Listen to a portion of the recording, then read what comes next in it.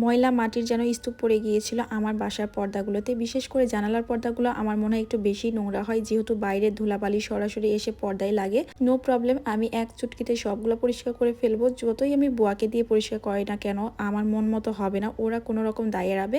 আবার আমি যদি নিজে হাত দিয়ে পরিষ্কার করতে যাই, আমি কিন্তু অনেক বেশি কষ্ট পাবো, আর এটা অনেক বেশি পেইনফুল। বিশেষ করে যারা সিজারে বেবি হয় তারা তো কোনো কাজ এভাবে বসেও করতে পারে না, আর এগুলো ওয়াশ করা অনেক বেশি প্যারা হবে, হাতও ব্যথা হবে। তাই আমি ওয়াশিং মেশিনে দ্রুত ওয়াশ করে ফেলবো। আবার কি করব, সরাসরি একদম আমি টাঙাইয়ে ফেলবো, আমার আলাদা করে শুকাতেও হবে না, কোনো ব্যাপার না। এগুলো আমি একদমই এক চুটকিতে পরিষ্কার করে ফেলবো। তো চলুন কিভাবে কি করি সবকিছু আপনাদের সাথে শেয়ার করি।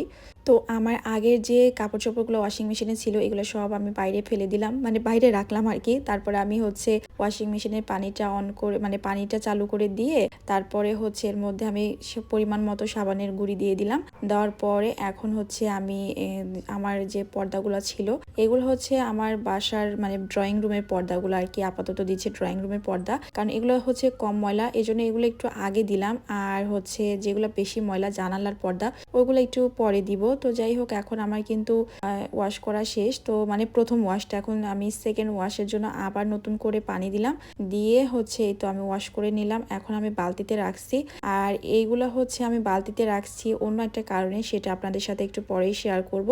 তো ওইদিকে কাপড় ওয়াশ করতে দিয়ে, আমরা মেয়ে মানুষ তো অনেকগুলা কাজ একসাথে করতে পারি। আমার হাজবেন্ড প্রতিদিন অফিস করে, এক একটা শার্ট এক একদিন পরে যায়, তো তার জন্য আমার আয়রন করে রাখতে হয় ওয়াশ করার পরে। এই মিনি কিউট আয়রনটা ইজিলি এখানে ওখানে ক্যারি করা যায়, এতটা ওয়েটলেস কি বলবো। তো এটা আমি পারচেস করেছি TQIU পেজ থেকে, যেটা আমি ডেসক্রিপশনে নাম মেনশন করে দেবো পেজের, এবং আমি স্ক্রিনে দিয়ে দিচ্ছি, সেই সাথে দিয়ে দিচ্ছি একটা কুপন কোড, যেটা ইউজ করলে পাবেন 200 টাকা ডিসকাউন্ট। আর এটি কিন্তু সরাসরি চায়না থেকে ইম্পোর্টেড। তাদের পেজে কিন্তু এছাড়াও আরো অনেক ইউনিক প্রোডাক্ট আছে, যেগুলো পারচেজের জন্য পেজটি ভিজিট করতে পারেন। তো যাই হোক, হচ্ছে আমি এখন কাজে ফিরে আসলাম, আমার আবার ওয়াশ করতে আসলাম, কারণ আগেরগুলো ওয়াশ করে দেখেন আমি বালতিতে রেখে দিয়েছি। সেকেন্ড লটে আমি দিলাম হচ্ছে আমার জানালার পর্দা, যেগুলো এত কাইসটা ময়লা ছিল, এই যে দেখতে পাচ্ছেন যে কি পরিমাণ ময়লাই, মানে একদম কালারই চেঞ্জ হয়ে গেছে। তো এখানে হাতে এই যে সাবানের ফেনাটা নিচ্ছিলাম, মানে কি বলবো, স্নো স্নো একটা ভাবে, এগুলো নিয়ে ছোটবেলা আমরা অনেক খেলতাম। তো যাই হোক, আমি কিন্তু সেকেন্ড লটের গুলাও কিন্তু ওয়াশ করে ফেলেছি সেম ভাবে। তো এইগুলাকে আমি মেলে দিচ্ছি, কেন দিচ্ছি জানেন? কারণ হচ্ছে এগুলো আমি যেহেতু